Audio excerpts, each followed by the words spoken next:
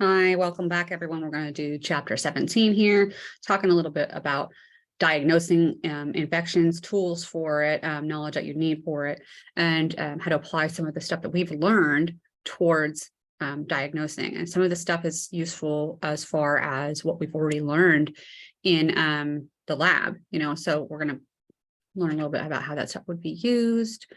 What am I trying to click on? I don't even know. Okay. So we're going to talk about the methods for identification of a specimen, like figuring out what it is, the principle behind biochemical testing, and the differences between direct and indirect ELISA, which is kind of an important one, especially for the lab. If you haven't already, I don't know at this point, if you've taken your lab exam, you probably have. I feel like you probably have at this point. I haven't looked at the schedule, so it's probably not helpful for me to say that. It's probably mocking you now, so whatever.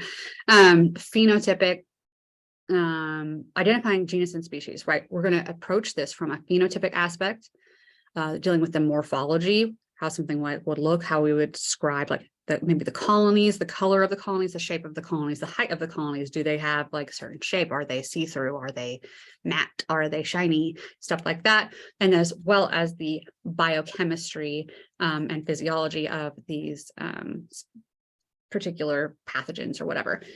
That's important. And you'll see why in the lab, as we move through the lab and start doing our experiments for our unknowns, that these are useful tests based on whether or not something can metabolize, lactose, or can grow on, bile salts and stuff like that. Helps us determine what it is. And it might be easier to do that. If you don't have like something like PCR available, if you're in like a smaller clinic and you don't have these things available, and those things are still used today to verify a PCR result. If you have something that is uncommon and you think you have a result based on your PCR and you want to verify it with your biochemical tests, this would be something you could use for that. We can also use immunologic means to determine what something is using serological analysis. We would literally use like a serum necessarily from somebody with antibodies to see if they have antibodies against like whatever, or we can also use if they are infected with whatever, put their serum and then see if it reacts with known antibodies that we have manufactured or whatever, which is like what we see with COVID. So, and then genetic testing, of course, we're talking about PCR just now, and you guys should remember what that is. If you don't, go back and look it up. Polymerase chain reaction amplifies small amounts of DNA into larger amounts so you can analyze it. And if it's not there, trying to amplify E. coli DNA, and there isn't E. coli in that sample, guess what? It's negative for E. coli. You don't have E. coli in there. So that's how that works, literally. Okay, so identifying the infectious agent. The first step is analyzing the patient for their signs and symptoms associated with that microbial infection.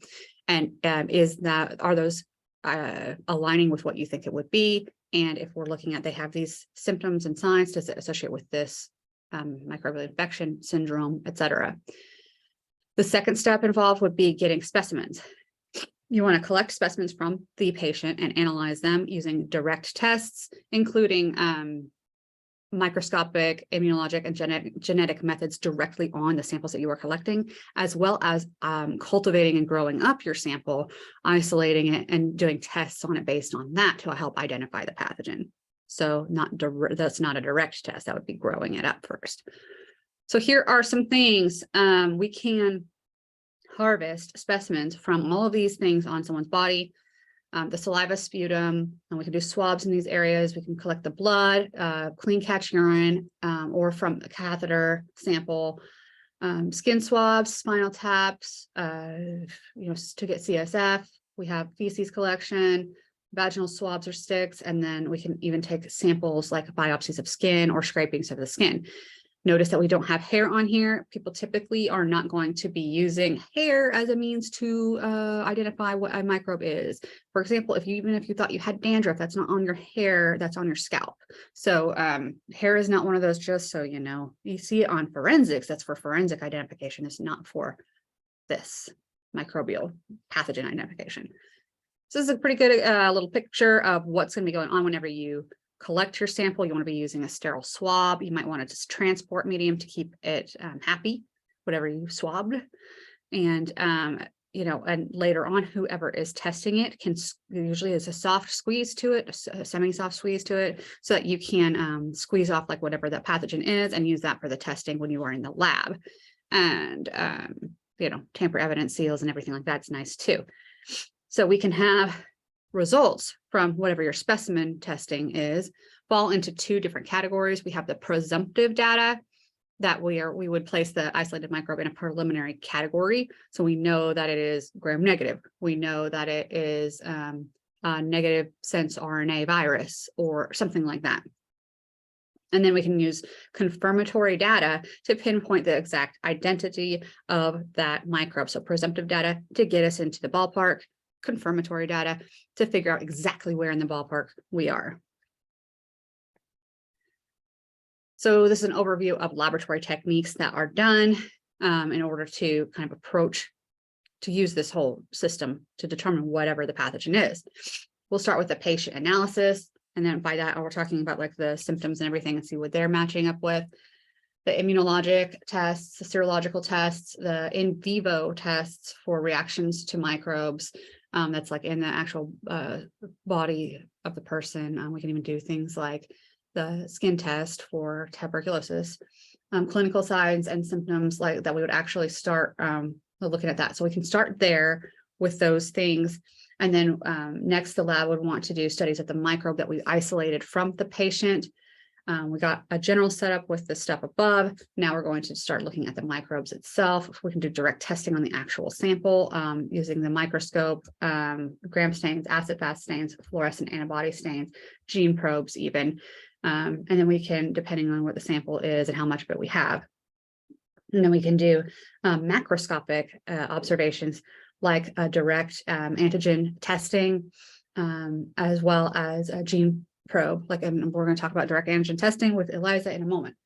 But then we can also use culture and isolation as a means to then test the organism. We can do biochemical tests and additional serotyping, phage typing, and all sorts of stuff available after that. So results from that will give us an idea of presumptive data. We might do a few of those tests and then use even more of them to get to our confirmatory data to identify that this is in fact this organism.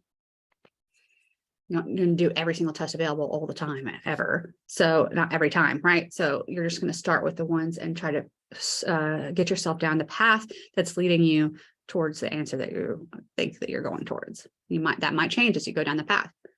So this is just an example of a form that you might fill out with regards to the lab. If you were working in a hospital and you wanted to order certain tests from a sample that you were turning into the lab. Cool.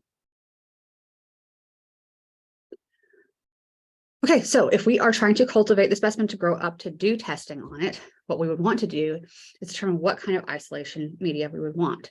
There are a lot of different kinds of media out there that we could use for isolation. That is pretty broad sense isolation stuff, but you might also, if you think that it is something that would be caused by X microbe, grow it on a more specific differential or selective media in order to already just straight go into that and eliminate other things that could be contaminating the sample so that they don't grow up on it and get you involved in chasing something that's not involved in the illness. Because when you get someone's sputum, it's not just the organism that they are infected with that's in there, right? So anyways, basically that's what I'm trying to say. So we can use differential media or selective media, but remember, differential media allows us to identify different aspects of different species on one plate. So they might look a different color if they grow on this plate than this one would, or whether they hemolyze blood or something like that. And we can also use differential media, not necessarily in the same plate, but in different tubes, like we do in our labs for the unknown stuff, where we might have, looking at fermentation of glucose and whether it can ferment glucose and produce gas or acid or whatever, and stuff like that. So some of them might be able to grow in it and some of them wouldn't, and they get their own little tubes and whatever. So those are differential media. We can tell the difference between how these things are behaving based on how they grow in that media. Then we can also do blood cultures as well. That's a pretty common one.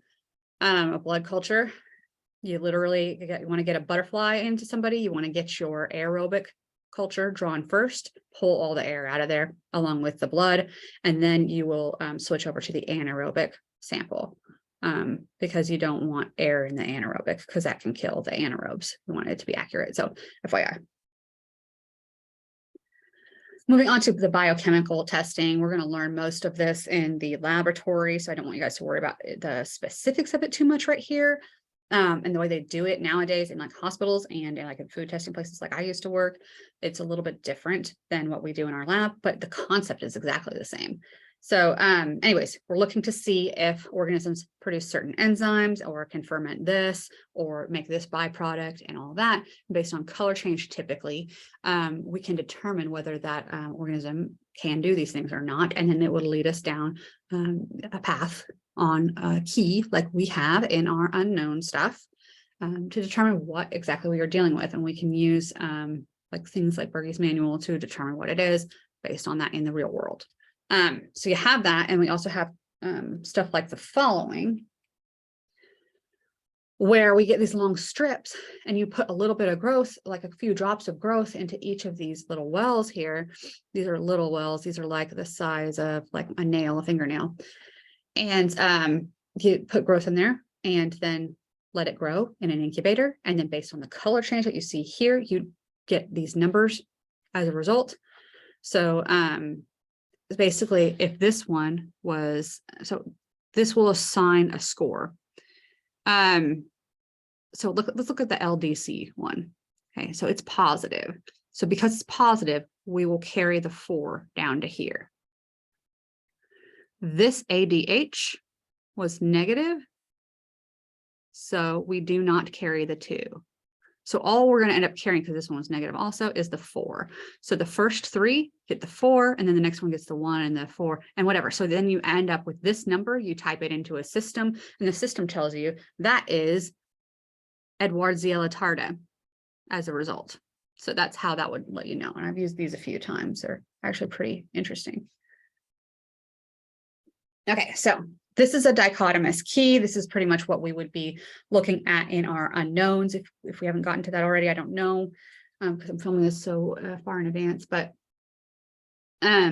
basically, you know, is your organism gram-positive or gram-negative? Gram-positive, okay. Is it catalase positive or catalase negative? It's catalase negative, okay, then it's going to be streptococcus. You know, so that's how you would use a dichotomous key, and it'll make a lot more sense when we start doing the unknown stuff and parsing that stuff out. We can also use polymerase chain reaction, which I mentioned at the beginning. Polymerase chain reaction, PCR, we amplify nucleic acid. We can even use RNA, and we'll go RNA to DNA with a reverse transcriptase and then make copies with the DNA. And so we can know within a matter of a couple of hours whether or not something has, you know, E. coli DNA in it or salmonella DNA in it or whatever. So it's fast and it's very specific and sensitive. It can be performed on bacteria, viruses, protozoa, and fungi, and it's not necessary. It is necessary for metagenomic analysis of the human body itself. So I don't know why that comes up, but anyways, yeah, you can identify a lot of things based on that because we have known sequences that we can we have the primers to amplify it, and if it amplifies, it's positive, and if it doesn't, it's negative. So, and we can see it in real time now. Antimicrobial sensitivity testing.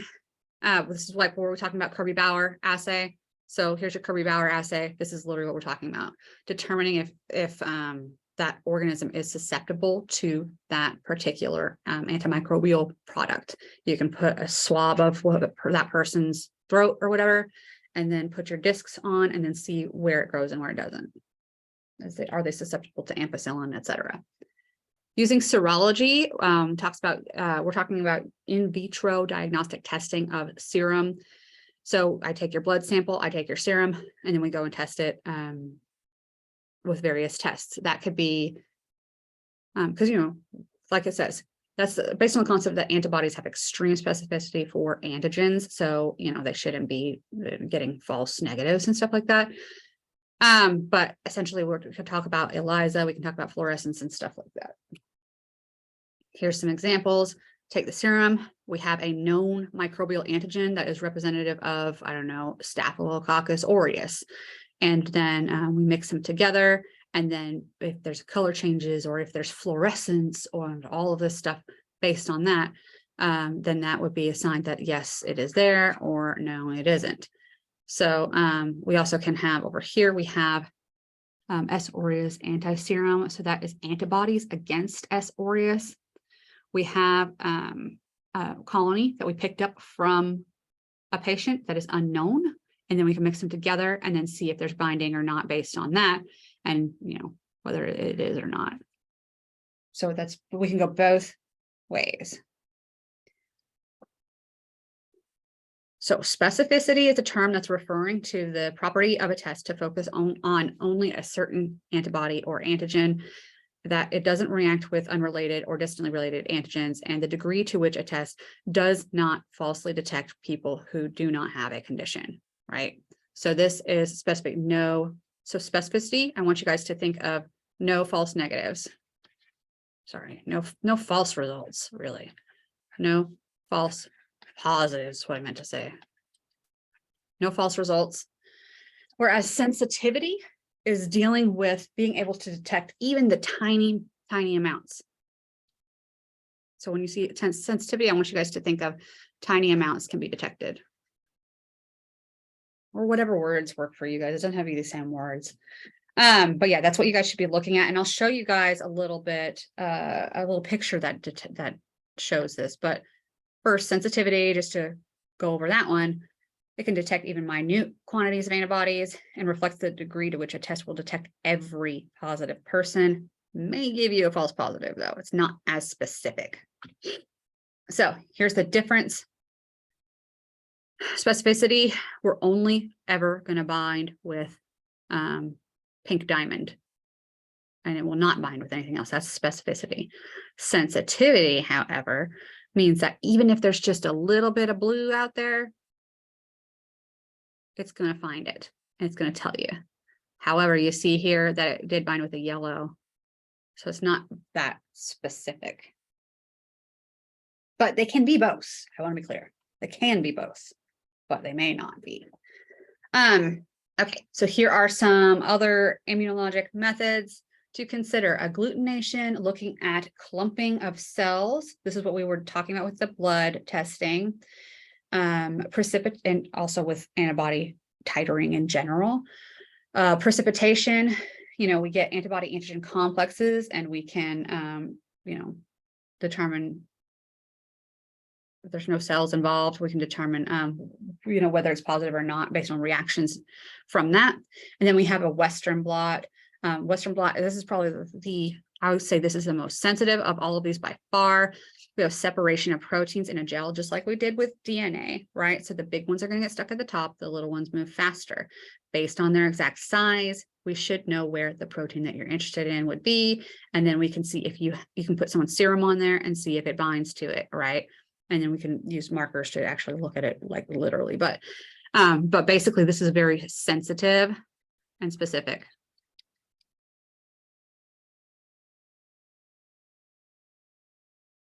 Okay. We also have immunofluorescence. It's kind of what it sounds like. Immunofluorescence, we would have antibodies labeled with fluorescent dyes that, you know, if it glows, it's positive. If it doesn't, it's negative. So it's the idea with that. A direct version of this. So we're getting into that. Direct version, we have an unknown specimen and we have a known antibody. And then indirect, we have the patient's antibody, and then we have a known, well, I say known FAB, but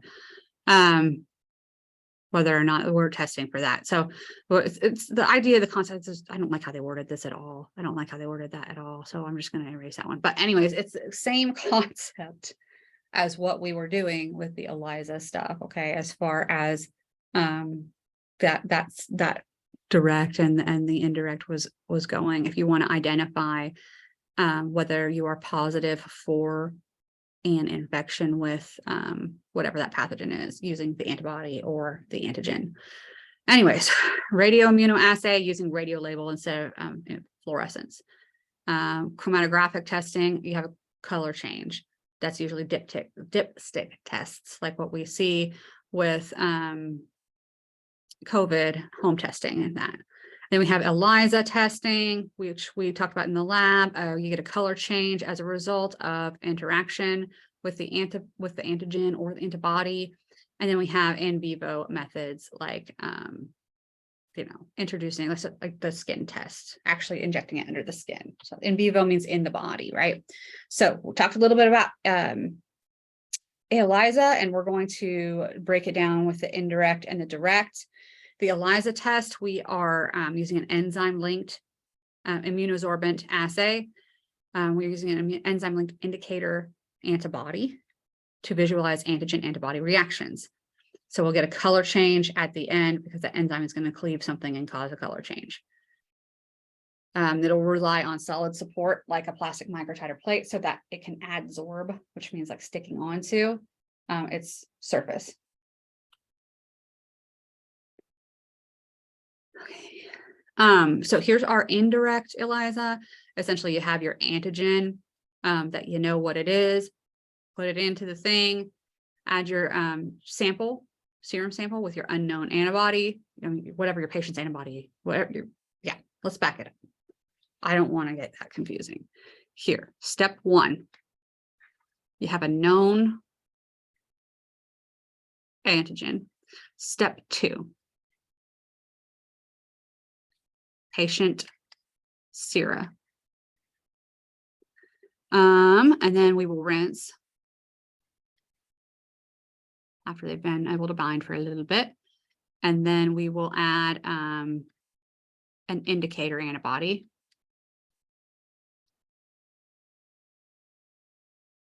With the enzyme.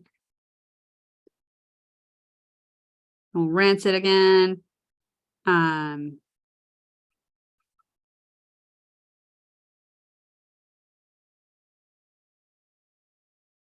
then we'll see if there's a color change with the substrate.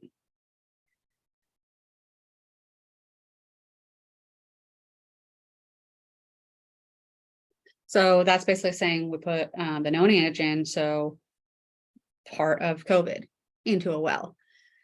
We put the patient's serum into it. We let it sit, rinse it. Then we will put the indicator antibody solution onto it and let it sit, rinse it.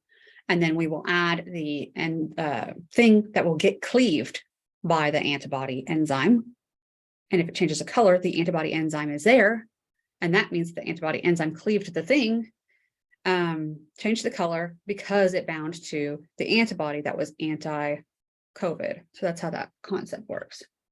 Okay, let's break this one down. So we have an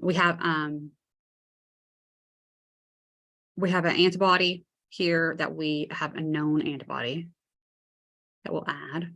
That is oh geez, I didn't mean to do that. So this is like anti whatever. We know what it is. And then we add our sample from the patient. Okay. And then we add the enzyme against the enzyme antibody, enzyme linked antibody against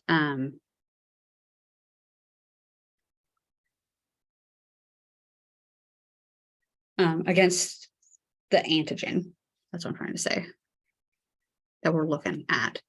So we'll go over this in a second. And then we can add a substrate and look for color change. The thing that the enzyme acts on is the substrate.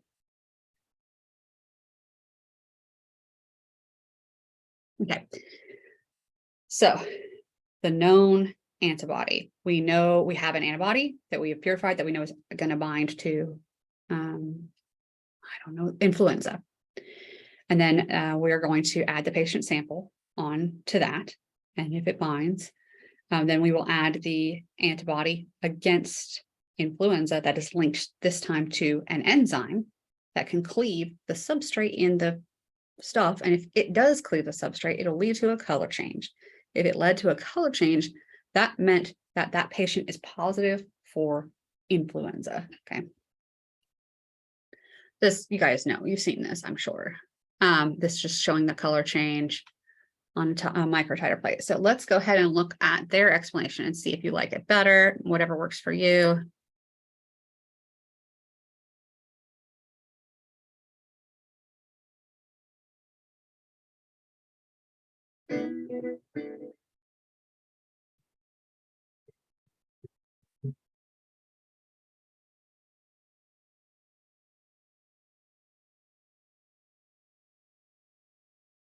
The enzyme-linked immunosorbent assay, or ELISA, is an extremely sensitive immunological test that is used to detect specific antibodies or antigens.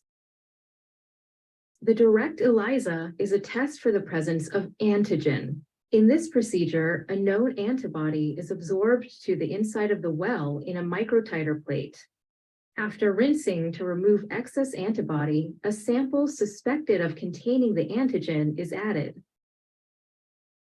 After rinsing again, an enzyme-linked antibody that can react with the antigen is added. If the antigen is present in the well, the enzyme-linked antibody binds to it and is retained. If the antigen is not present, the enzyme antibody cannot bind and is washed away in the next step. The colorless substrate for the enzyme is then added. Development of color indicates presence of the antigen. No color indicates absence of the antigen. The indirect ELISA is a test for the presence of a specific antibody. In this assay, antigen is added to the microtiter plate, and the antigen attaches to the walls of the well. After rinsing to remove excess antigen, serum from a patient suspected of containing antibodies to that specific antigen is added. If those specific antibodies are present in the patient sample, they will bind to the antigen in the well. Enzyme-linked antibody is then added. This secondary antibody is capable of reacting with the constant region of the antibody being tested for. If the suspected antibody was present, the enzyme-linked antibody will bind, and color will develop when the colorless substrate is added. If the antibody was absent, no enzyme will be in the well, and the colorless substrate will remain colorless.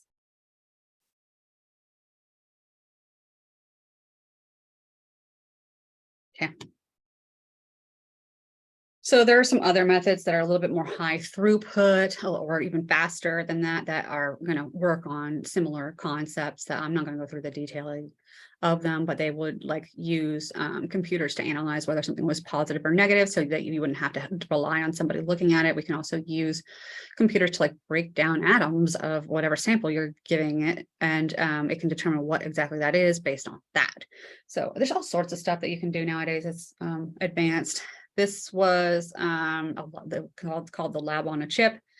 They had detection systems that contain computer chips to measure minute changes in electrical current whenever antigen antibody complexes were formed.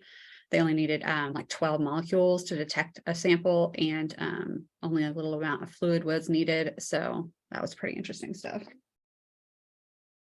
So to summarize this chapter, and I guess this is the end of that unit, we had diagnosis based on signs, symptoms, and clinical results, then following up with phenotypic, immunologic, and genotypic tests to try to determine what an organism was that was causing a disease.